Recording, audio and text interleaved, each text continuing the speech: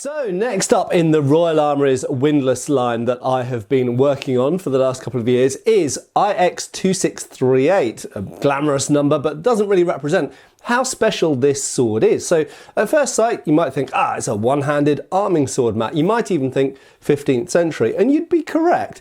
However, there's something very, very surprising about this sword, and it's one of the reasons that I chose it as one of the swords to replicate in this first batch of 6.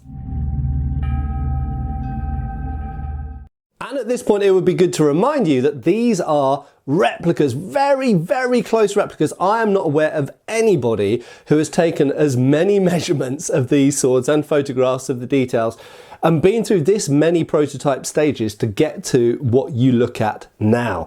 So this is a functional carbon steel bladed, very, very close replica. I can't say exact, of course, because these are handmade. These aren't CNC made, these aren't milled, these are handmade, hand forged swords, but they are down to very, very close tolerances, very close to what you find in the Royal Armouries. So when you look at this sword in the online collection or actually go and visit the sword itself, what you hold here will be what that sword was like when it was new. So why was it that I was so drawn to this sword from the outset? And this is before I handled it. When I handled it, I became even more drawn to it. Well, quite simply, yes, it is a one-handed arming sword. We'll talk about the hilt in a second. But if I unsheath it, and again, this is a wood-lined, leather-covered, very nicely stitched bronze shape at the end. When I unsheath this sword, there's one thing you might immediately notice about it, and that is that it has an offset hilt. You might think, well, that's a bit weird, that's a bit wonky. It's for a very specific reason, and the reason is that this is a single-edged sword. Now, I'm not going to go as far as to say that this is unique. I'm actually not sure of any comparable example from any other collection in the world that survives like this, but you'll notice that has an offset grip, and the edged part of the blade, the cutting portion of the blade, projects forwards. Now this makes it functionally quite like a falchion. You have a blunt back edge and a sharpened front edge, and not only is it like a falchion in that sense, but also in use perhaps, but the blade cross section is also quite similar to some falchions as well, in that it is a very shallow and relatively thin. It's about 4 or 5 millimeters, if I remember correctly, at the base of the blade. So it's a fairly thin and fairly flexible, and you'll notice it's got a lot of distal taper, so it becomes really quite thin up here, so it flexes in the second half of the blade. But it's a relatively thin and very shallow, very acute edge angle.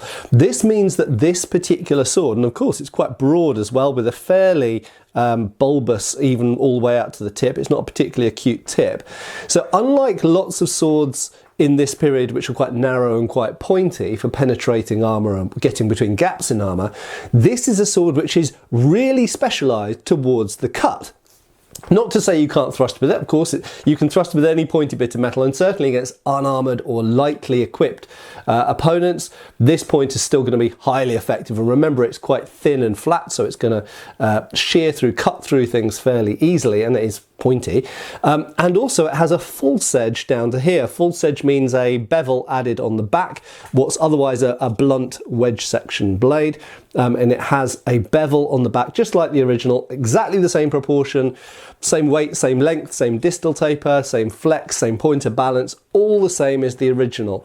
And bear in mind, once again, these are handmade, they're not CNC, so there will be tiny variances between each example. They are all handmade like the originals were, forged by hand, but nevertheless they're being kept to very close tolerances and will be as close as is humanly possible really to the original in the museum. Now, I'm not going to hide the fact that I absolutely fell in love with this sword.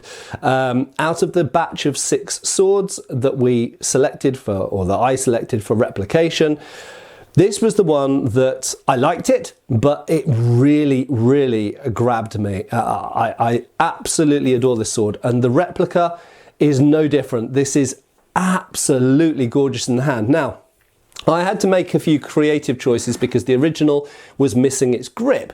So the grip, which weighs about 50 grams, incidentally, which and with accounting for the missing grip on the original, this weighs the same as the original. I had to make a few decisions about this grip. First of all, you'll notice that the tang in the blade is offset on the original sword. So we had to, of course, replicate that, and we have done here with the correct projection of cutting edge and, in fact, the quillons, the crossguard is slightly asymmetrical as well, and we've replicated that and these little curled over ends. I'll talk more about that in a second.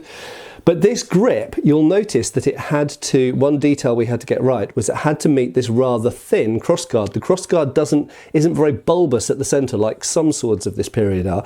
So therefore we knew, or could at least make an educated guess, that this was quite a flat grip at the point that it met this crossguard. Equally, we had the pommel remaining on the original, and the very attractive scent stopper, bulbous scent stopper, quite short scent stopper style pommel, octagonal. And so there are a couple of things there. First of all, we knew that the grip should meet this in a flush way, and we knew it should meet the pommel in a flush way.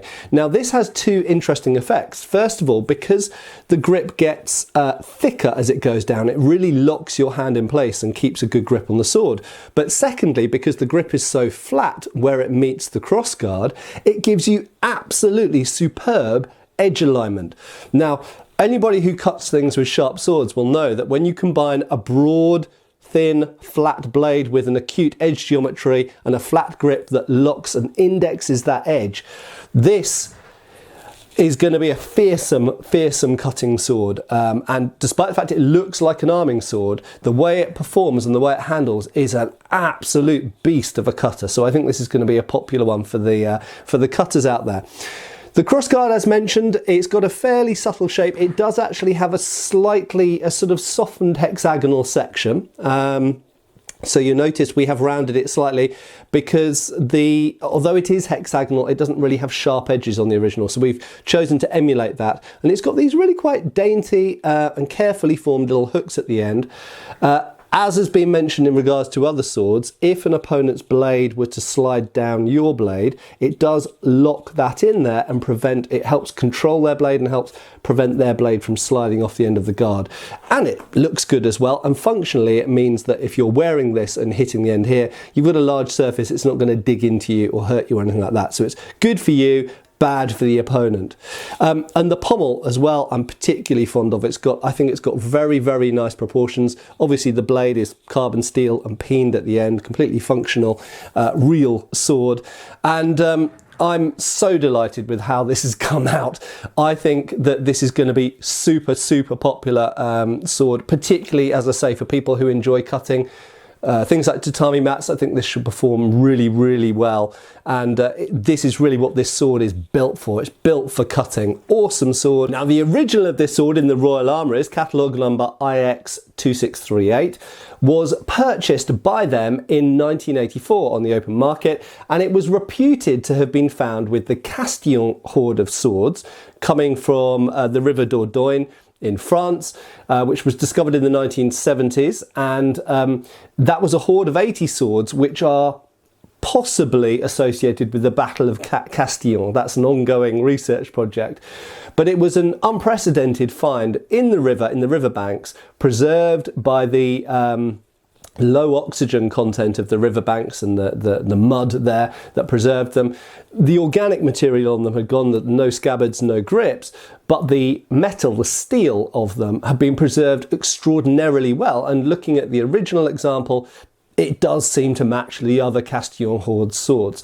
If that's the case, then we know that this sword was found in France, and it has a possible association with the very end phase of the 100 Years' War. It could be English, it could be French, we don't know which, and equally it's possible that it slightly postdates that. And in terms of typology, it absolutely therefore could be used, worn at the side of a French or an English relatively high status, middle to high status person in this period. So would go with a lot of people who are involved with reenactment or HEMA or living history for those kind of periods with those interests. And what a fantastic sword. How often do you find a sword that looks like this with these proportions, single-edged, built for chopping? I absolutely love this one, as you can probably tell.